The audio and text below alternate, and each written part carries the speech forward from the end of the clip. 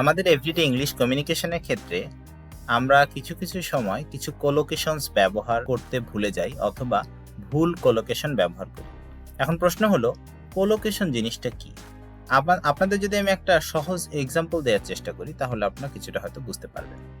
সেটা হলো, ধরেন আমরা যখন ক্রাইম শব্দটা ব্যবহার করি তখন আমরা কি ডুইং এ ক্রাইম বলি নাকি কমিটিং এ ক্রাইম বলি, অথবা সুইসাইডের ক্ষেত্রে কমিটিং এ সুইসাইড নাকি ডুইং এ সুইসাইড।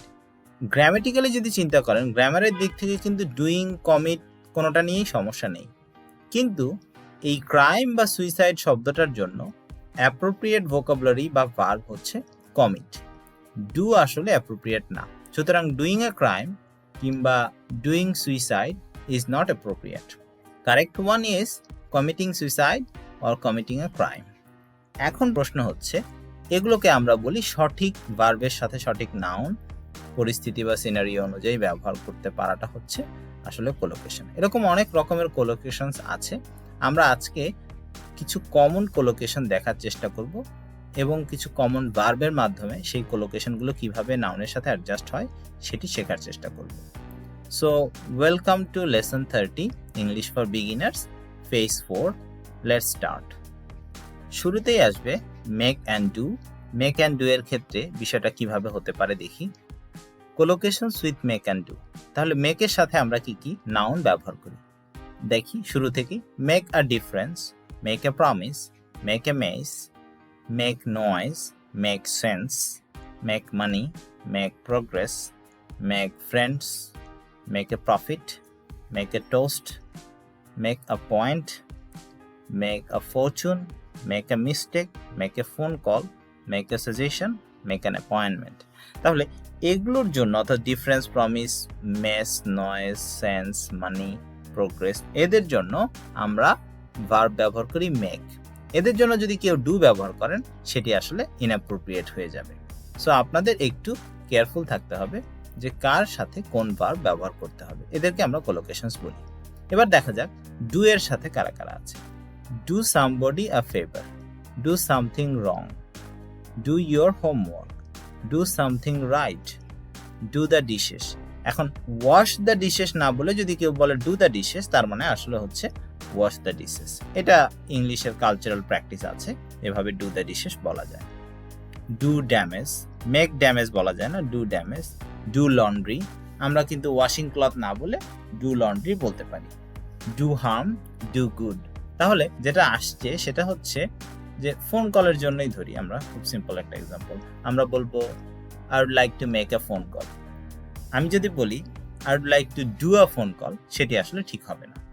যদি সম্ভব হয় আপনারা এই ফ্রেজ আকারে, অর্থাৎ make a difference, make a promise, make a mess, make a noise or make noise, make sense, এভাবে করে ফ্রেজগুলোকে কিছুটা মুখস্থ না করলেও অন্তত কয়েকবার করে পড়ার চেষ্টা করেন। তাহলে পরবর্তীতে মেক বা ডু ভার্বগুলো কোথায় অ্যাপ্রোপ্রিয়েট হবে সেটি আপনার কিছুটা নিয়ন্ত্রণে চলে আসবে এবং আপনি ন্যাচারালি কারেক্ট কোলোকেশন ব্যবহার করে মেক এবং ডু ভার্ব ব্যবহার করতে পারবেন। এবারে আমরা আরও কিছু ভার্ব কোলোকেশনস দেখার চেষ্টা করি। ফর এক্সাম্পল, আমরা electricity, energy, money, one strength, seat, someone's life, এদের জন্য সেভ ব্যবহার করতে পারি। For example, save electricity, save energy, save money, save one's strength, save a seat, save someone's life, save space, save time, save money, save yourself the travel. So এই যে save ব্যবহার করার ধারা, একইভাবে আমরা ডু এর জন্য এগুলো ব্যবহার করতে পারি। Do business, do nothing, do someone a favour, do the cooking, do the washing up, do the best, do your best, do your hair. Do your hair মানে আসলে comb your hair, brush your hair, এটা আর কি। Do your homework. So do আমরা এই নাউনগুলোর সাথে ব্যবহার করি। টেকের জন্য আমরা দেখি take a break, take a chance, take a look, take a rest, take some rest, still acceptable, take a seat, take a taxi, take an exam, take notes. আসলে এখানে টেক অ্যান এক্সাম মানে কিন্তু exam দেয়া, take an exam মানে আসলে exam conduct করা বা exam পরিচালনা করা না। আমরা পরীক্ষা দেয়া অর্থে আসলে ব্যবহার করি take an exam. Take notes, take someone's place. Take someone's place মানে অন্য কারো পরিবর্তে নিজের জায়গা নেয়া। সো এভাবে আপনার টেক ভার্ব ব্যবহার করে এই কোলোকেশনসগুলো ব্যবহার করতে পারেন। আপনাদের যেটা মনে রাখতে হবে, it's a good way to remember or memorize this phrases as collocations. Collocation আকারে এই ফ্রেজগুলোকে যদি মুখস্থ করতে পারেন, তাহলে আপনাদের জন্য ন্যাচারালি এই ফ্রেজগুলো ব্যবহার করতে সুবিধা হবে। হঠাৎ করে আপনার কথা বলার সময় বা লিখতে গেলে এভাবে কোলোকেশনগুলো নাও আসতে পারে। সুতরাং কিছুটা মেমোরাইজ করেন, তারপর ব্যবহার করতে করতে দেখবেন যে এটা আপনার নিয়ন্ত্রণে চলে আসছে। তারপর যদি আমরা ক্যাচ ভার্বের কথা বলি, catch a ball, catch a bus, catch a chill. এখানে catch a chill and catch a cold, এটা কিছুটা ঠান্ডা লাগা অর্থে আমরা ব্যবহার করি।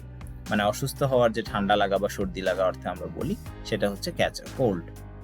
তারপর catch a thief, catch fire, আগুন লেগে যাওয়াটাকে আমরা বলি catch fire.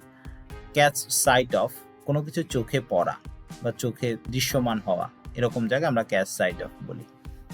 Catch someone's attention, কারো মনোযোগ আকর্ষণ করার জন্য আমরা ক্যাচ সামওয়ানস অ্যাটেনশন বলি। ক্যাচ সামওয়ানস আইস, অর্থাৎ কারো দৃষ্টি আকর্ষণ করার জন্য আমরা ক্যাচ সামওয়ানস আইস ব্যবহার করতে পারি। ক্যাচ দ্য ফ্লু, ফ্লু জাতীয় রোগে আক্রান্ত হওয়াকে আমরা বলি ক্যাচ দ্য ফ্লু। আসলে এখানে ক্যাচ হচ্ছে আক্রান্ত হওয়া অর্থে, যেমনটা ক্যাচ আ কোল্ড। সো আপনাদের এই জায়গাগুলোতে একটু কেয়ারফুল থাকতে হবে যে কোন ধরনের কোলোকেশন কি ধরনের অর্থ দেয়। এই কোলোকেশনগুলো মুখস্থ করার মাধ্যমে 5টা করে করতে পারেন প্রতিদিন, অথবা 10টাও করতে পারেন। করে আপনি চেষ্টা করুন প্রতিদিনই 5 থেকে 10টা সেন্টেন্স ব্যবহার করার ওই কোলোকেশনসগুলো দিয়ে।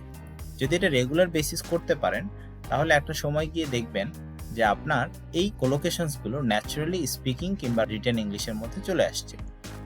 তখন দেখবেন এই কোলোকেশনসগুলো যেমন কারেক্ট হচ্ছে, আপনার ভোকাবুলারি যেমনটা ইমপ্রুভ হয়েছে, পাশাপাশি আপনার স্পিকিং কিংবা রাইটিংটাও দেখতে বা শুনতে অনেক বেশি ন্যাচারাল হবে। See you in the next lesson. Until then, keep practicing and memorize some of your collocations that you have learned in this lesson. Hopefully, you will find your English much better than now. Thank you very much. That's the end of lesson 30.